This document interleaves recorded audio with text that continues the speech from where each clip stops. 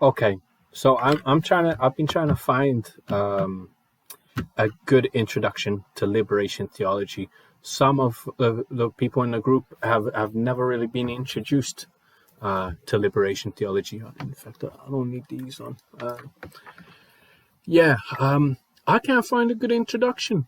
Some of the books that I have are really way too in depth when they're talking about all the various roots of different social movements that came together to create something that we now know as liberation theology, a moment, a movement, a whole multiplicity of people and movements, and in different countries as well coming together, basically under the idea of doing theology, so doing Christian thinking about God and about our response to God, from a mostly Christian perspective, especially obviously in Latin America.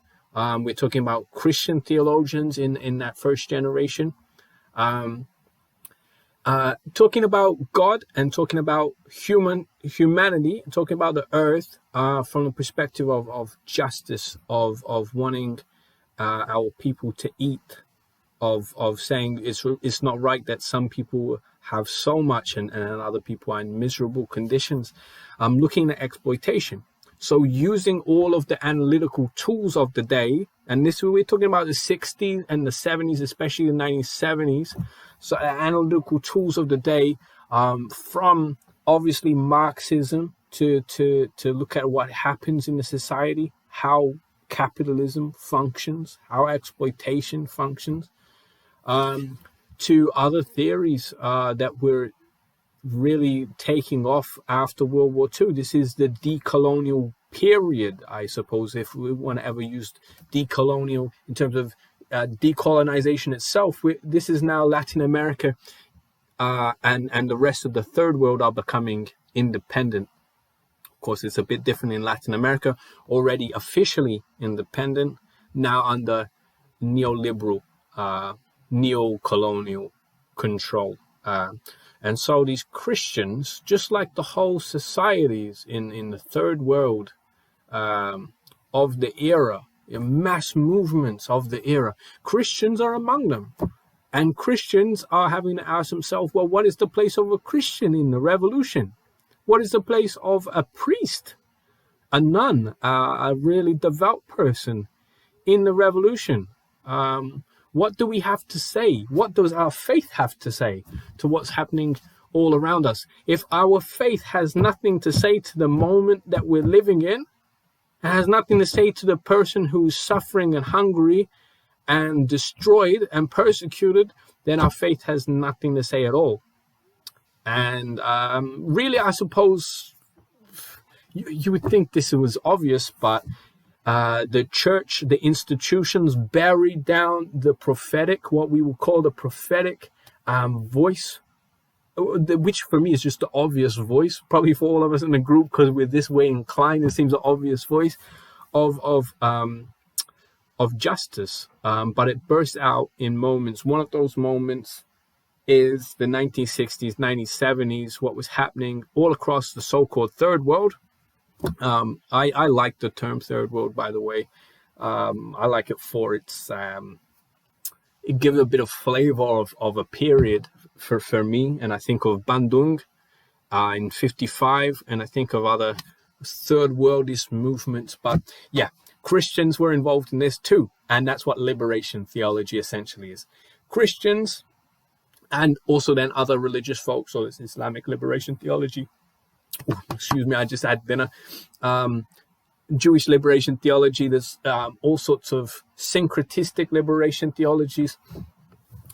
Is asking, what does us as religious people have to say to the revolution? What does the revolution have to say to us? And especially when we're swept up and caught up in it, we're not separate from it. So I thought, I'm going to have to introduce this myself. I guess maybe that introduction itself does enough to explain the very basic premise of liberation theology, whether that's Latin American liberation theology, which is like of a certain kind from a first generation, 60s, 70s, or Black liberation theology from the same time that developed in North America. where black Christians are again asking, what does Black Power, the movement, have to say to us? This is, remember, at this very same time, you've got Malcolm X is killed in 65. Martin Luther King is killed in 68. The churches, Muslim faith and Christian faith, were asking and saying, you know what, first and foremost, we're black in this society. And so, yeah, the churches were undergoing a critique of the white church by the black church, and a critique of the black churches by black church members who had become revolutionized, and saying the church has not been revolutionary enough. And that the gospel today, meaning the good news today, is Black Power. The good news of Jesus Christ is that he is for us and against oppression.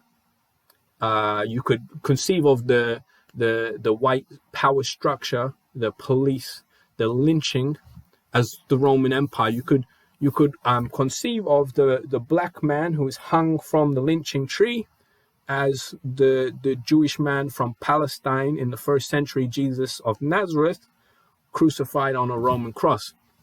So you had Latin American theology, you have Black North American theology, both of them using the term liberation in their titles in some of the main works that come around. So James Cone has a Black theology of liberation. Gustavo Gutierrez has a theology of liberation. People are starting to use this liberation word. Maybe they use it as an alternative to revolution. Anyway, the word becomes popular. It starts taking on a life of its own.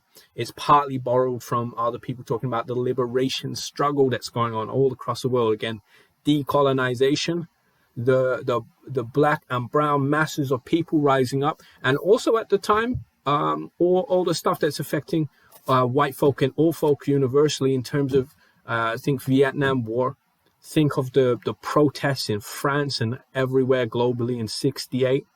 You have its Cold War period. People are fed up and pissed off, and so this is happening in the churches too. So you got liberation theology, la teología de la liberación.